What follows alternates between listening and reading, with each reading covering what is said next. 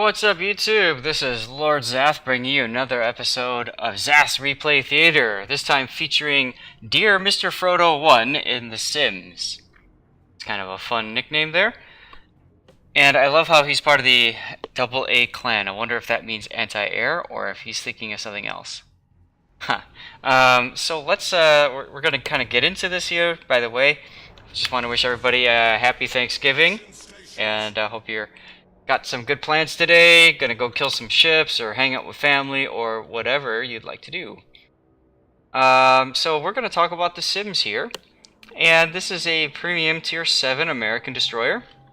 Part of the reason I'm featuring this ship is because it is currently on sale with Wargaming's packages, their Black Friday packages. So if you're on the fence about this ship or not, as part of the purchase, you can maybe see this and make your decision if you like the ship or not. Oh, I never noticed that Sims there on the back. That's kind of cool. Anyway, so let's talk about the ship, what makes her so special. Her guns are standard destroyer guns for America, so that's tier 7 and up. Mahan, Benson, Fletcher, they pretty much feel the same, so if you're used to those kinds of weapons, you'll have no problem in this ship. The torpedoes, however, are very unique. Sometimes they're called sea mines very affectionately because they are incredibly slow. They've got great range, 9.2 kilometer, but they take forever to get there. And that's a positive and a negative. It's a positive in that you can fire torpedoes, and by the time they reach the target, the enemy has already forgotten that you even were there. And what I mean by that is they don't expect torpedoes to just show up and you know, pow them in the face. So you can catch a lot of destroyer, or a lot of anybody really, off guard with these torpedoes. Also, they are detected very close to their target. They have a very small detection radius, so it's not uncommon that you'll be sailing in a straight line and have Sims torpedoes show up right next to you, and there's really no reaction time at all to try to dodge them. So that makes them very special. However, because of their slow speed, they're terrible in knife fights with other destroyers, and so you need to be able to take that into account when you are fighting other destroyers. So those are the weapons of the Sims. Let's talk about flags since we're up here, and we see none. We see the military month commander, and that's it. Personally, on a tier 7 premium ship like this, I would put a few flags on. I would put some XP flags, commander XP flags, maybe credit flags, if anything.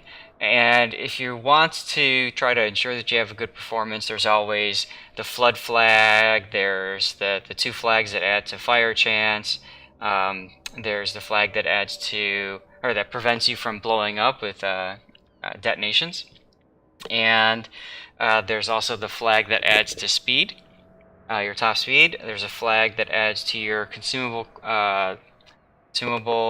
reload time, cooldown time, whatever. So all of those are very useful. Also, you'll notice that Dear Mr. Frodo 1 has defensive fire. This is one of the special things about The Sims 2, is it can carry defensive fire, which is very useful in games with carriers. It's also useful in cases where an enemy has a scout fighter or catapult plane up, and they're just circling around the ship, and you can knock it out of the sky with defensive fire quickly and hopefully, you know, take away their vision. You could also slot instead speed boost, but to me that makes her just like every other destroyer out there, so I like the fact that she can slot in premium defensive fire and not lose a turret in the process of doing that. Benson, you have to drop a turret in order to do that. So that comes in very handy. One other thing about the Sims that's really helpful is it's got the ability to turn very quickly. Its rudder shift is incredibly fast, so you can thread needles with this. And if you get really good at judging incoming fire, you can get really good at dodging those and really upsetting your enemy captains in the process. So, that aside, I think that covers pretty much everything we need to know about this ship. So let's get the replay going, and we're off. You notice up here at the top of the screen, this is a little thing. This is called radiolocation. It's a tier 4 skill for your captain, so it's a 4-point skill, and it will always point in the general direction of the nearest enemy. And so you can use this as a way to see where people are in relation to you. You can ping the minimap, like what I would be doing right now is pinging the minimap saying this is the closest target right about here. And because you can see how we're following the view line right there. Actually, no, sorry, it's over here. And now just jump to the left, which means that there's something more over here now. So that comes in very handy, especially in like ranked or clan battles. Comes in helpful. And yeah, so this is standard battle, and I want to pause it right about here. Let's go a little bit farther. Take a look at how this team is forming. And this is one thing that I hate about standard battle. Nobody knows how to play standard battle, it seems. Alright, I'm going to pause it right here. Alright? This is key. So, dear Mr. Frodo has put himself in a great position, right? He is at the spot where he can detect enemies relatively close. He can torpedo down this way to deny this whole area to the enemy.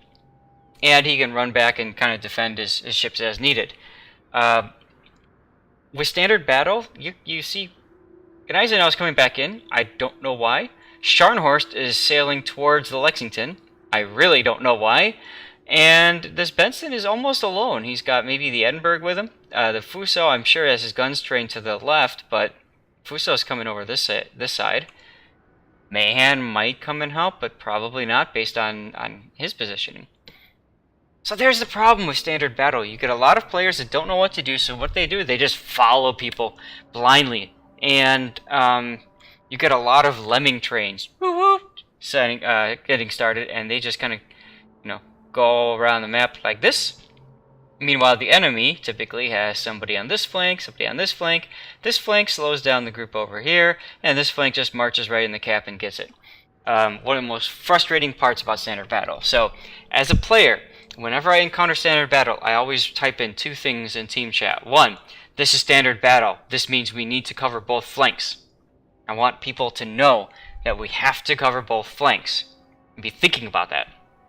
2, if one flank succeeds, then they either push or turn around and help the other flank.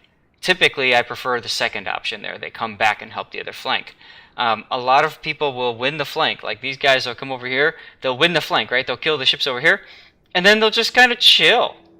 Be like, yeah, we won! But meanwhile, the group over here is just dead, and they're moving into the cap. So I try to communicate that with the team. Alright, continuing the battle. This is a tier 8 battle. Some good battleships that dear Mr. Frodo can farm. There's a New Orleans with radar we have to watch out for. Edinburgh, Charles Martel are good cruisers at killing destroyers, of course. Benson, Mahan, Akatsuki, all of those are strong threats to his Sims as well. And we see that radiolocation has now changed and gone this way. We see no communication with the team other than D5, which is over here. I don't know what that is for. We'll see. Alright, so the enemy team looks like they're lemming training the same way. And this Cleveland wants to die. Alright. And the Hipper might want to die too. Take a look at these guys. What do you hope to accomplish jumping in like this? You're putting yourself in a position where you're just... Yep, and see, Mr. Frodo is also saying, Cleveland, what are you doing rushing? He's gonna die, right? And we know this. I don't know what he's doing. Frodo, I think you could have, if you wanted to, you could have gotten in front of that Cleveland and smoked him. If you don't want him to die, then, kind of help him live a little bit longer than 10 seconds. That being said, that would put you in kind of a bad position, so I kind of don't blame you for it. you are opening up with your main guns. To me, I would recommend against that at this point. You don't want them to know that you're there. You at this point, that's your greatest ally is your concealment, and the fact that now they know where you are means they can send torpedoes randomly your way. Means that obviously you can see the Mayhem went defensive now and smoked up. And as a result, I think a lot of your early surprise is gone. So, just my personal suggestion, when I play American destroyers, or when I have American destroyers on the enemy team and I see them opening up like this, I kind of smile a little bit because I don't think of them as a threat. Ooh, another ship goes down. Hey, look, the Hipper that also jerked in. Not surprising. Alright, you fired one torpedo spread. I would fire another volley. For some odd reason, you're choosing not to. There you go. And now you're in a position that's kind of a challenge here. Do I push in or do I turn away? I would not go sideways like you are, because if he fires torpedoes at you, guess what? You're going to take them.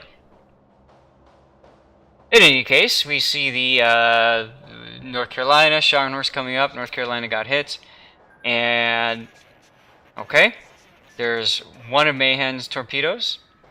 He's got two others. And look, you've got fighters coming in. Pausing it for a second. Yeah, you caught yourself. Look at that. Hit the P key, turn off your anti-air. That is so important. And then here's a fun trick that I like to do. Okay, he knows you're there, but you haven't started shooting at him yet. Don't shoot until you hit the Y key and turn on your defensive fire, because when you do that, his bombers are so in deep that he has two choices, both of them bad. One, he can drop on you if there's increased dispersion, less damage on you. Two, he can take his bombers and fly them away. But they're so close to you that by the time he does that, he's going to lose like half of his bombers anyways, assuming you're anti-air spec. Keep that in mind. And always control click on bombers, because that increases the DPS by, I think, a factor of 1.2. Okay, anyway. And you are now spotted. You turned off you turned back on your anti-air, and now you're using defensive fire. Smart. Oh, torpedo hit, and there goes the Mayhem. Nice job. Alright. And unfortunately, you didn't get any kills. You might not be anti-air spec. Oh well. But the important thing is you survived, and quite handily, because of your use of defensive fire. He is now out of range. I would hit the P key now, and the reason why I hit the P key now is it turns off your anti-air again, so that you don't possibly forget to fire or to turn off your guns again. Also, it speeds up the time at which your defensive fire consumable reloads. So that's kind of nice.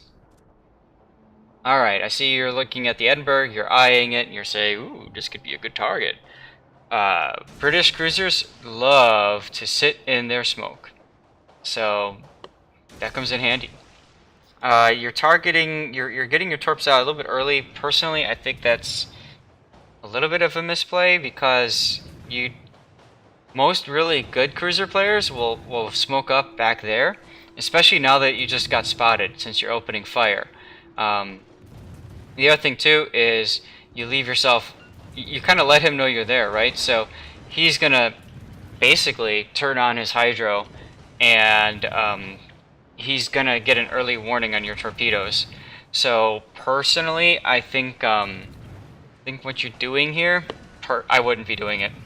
Now, fine, because you're not being detected, because you're behind that island. Is your torp going to hit? Nope. Nope. Nope. Nope. Nope. See what I mean? If you didn't start firing, he might have pulled out further, right? He might have been more aggressive, and you might have been able to nail him in those torpedoes. Alright, your torps are up. Shoot torps at the Charles now.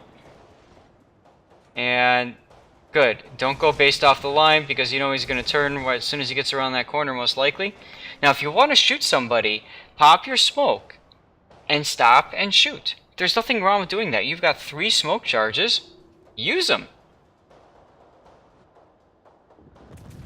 Again, by shooting now in open water, you're basically telling them where you are.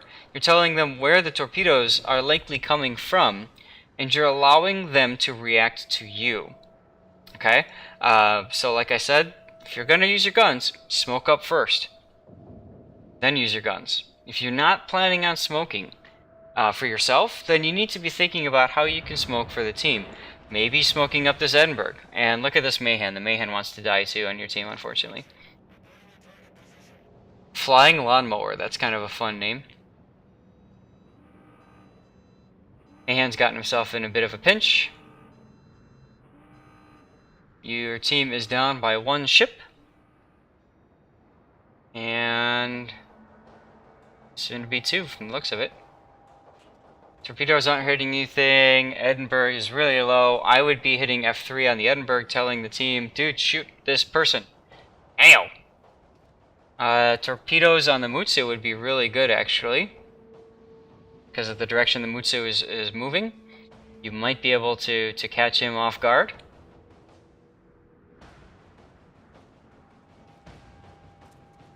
And now you're realizing that. Okay, good.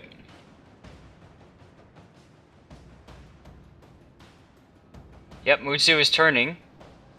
Mutsu kills the Mayhem.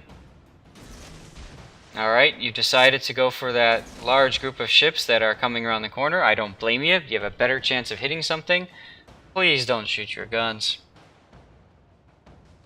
In this situation, you don't shoot your guns, you don't smoke, because either alerts the enemy that you're there, and you wait. You wait, and you wait.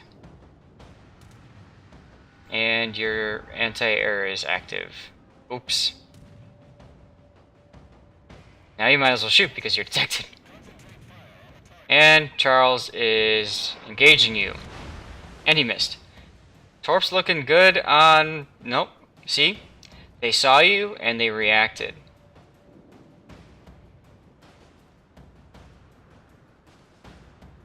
You might get a Torp hit. Yep, Scharnhorst will take 1. You got some floods. Doesn't really matter too much. Now the carrier is doing what a good carrier player does, which is keeping you spotted. He can keep you spotted. He takes away your ability to be sneaky, to fire torpedoes, and all that good stuff. I would be control clicking the fighters. Help your team with killing the fighters.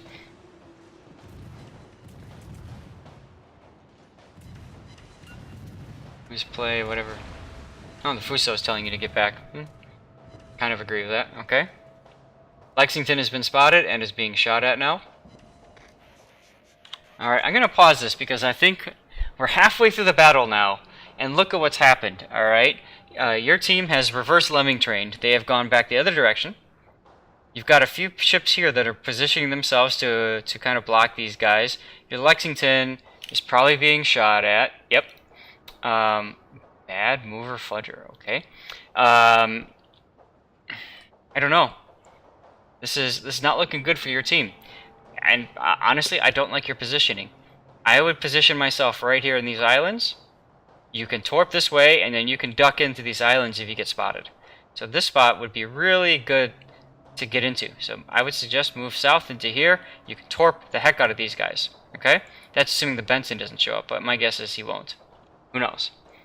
Not looking good for your team so far. And I would definitely stop shooting. By the way, it looks like you have AFT, and that's good for anti-air, for shooting down, but that's a double-edged sword because that means your guns are active earlier, which means you get spotted earlier if you're really not good at controlling your anti-air guns, which I think you could definitely use some practice with. You need to know when's the right time to turn them on, when's the right time to have them off. And right now is not the right time to have them on.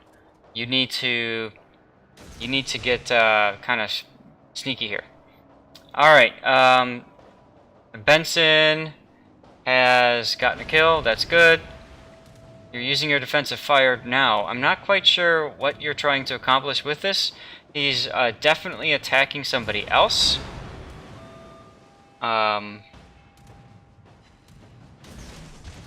Alright, you're smoking up. So, since you've been spotted up until that smoke, you'll notice what the ships are doing, right? They're automatically going into zigzagging defensive posturing, which makes perfect sense. And because of that, the Scharnhorst obviously isn't going to fall victim to it. Matter of fact, the Scharnhorst has torpedoes, so he could knock you down with torpedoes as well.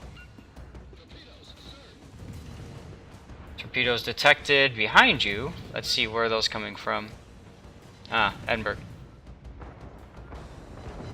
Now in a situation like this, and I struggle with this too, but you definitely only want to fire one torpedo. And then let the other one kind of sit for a second, see what they do. Alright, so you're expecting him to turn that direction. So turning out to fire his torpedoes. Let's see if you're right. I would not be leaving the smoke right now. And you were wrong.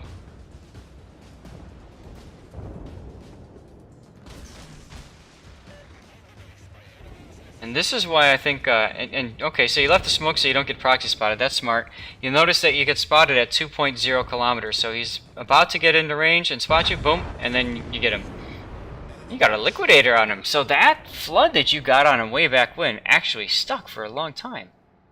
It's interesting. Alright, so now we've got this King George coming in. Now you're doing a nice job of asking your team to help you out. And if you look at it, the reverse lemming train has successfully gotten on the enemy capture point, which will hopefully cause these three ships to be isolated. The Benson gets another kill on the Bayern. Nice job, Benson. That's Slart Bart Fast 2. I've played with him before. He's a good player. I believe he ranked out in several seasons.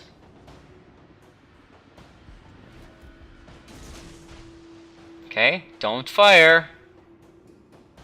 Hold that clicker. The King George, by the way, very strong HE shells.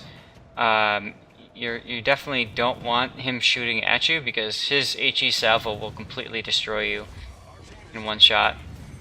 Now you're going for the kill, which makes sense. You want to get him off the board, but that gets you spotted, so you're going to need to slow down and smoke up. That'd be my suggestion, at least. You're at half speed now, and you're actually speeding up. You have priority target, which is a good idea, because you know he's not looking at you and not planning to shoot you.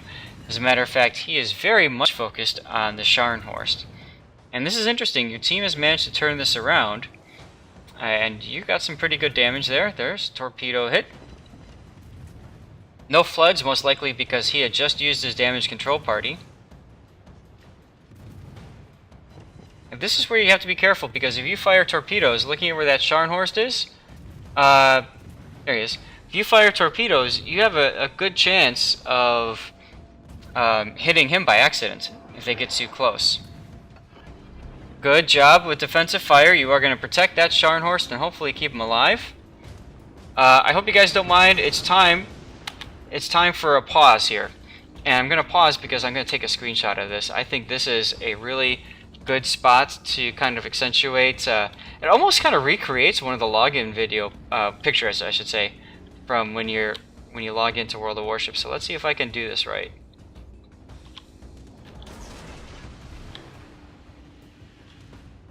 Let's see if I can get this. Whoops! What just happened? Replay funsies. Okay, so you got torpedoes coming out. Can I do this? Right about there. Let's try that. Look at those barrels, right? I mean, he's looking right at you. He wants you dead. All right, going back to the game, and let's see if this works. Now you're slowing down and smoking, which is smart. Oh, the enemy carrier just got, or the friendly carrier just got clear sky. That's awesome. And look at those torpedoes. Oh, good hits, good hits. He's flooding, which means he's gone. Just let him flood. Don't shoot. I mean, if you want to shoot, you can, I suppose. But all right. And we know where the Lexington is now, and that's it. That's game. Nice job. I think, and this is probably black screen for a little bit here, and I apologize for that. I think that you could have played that a little bit better.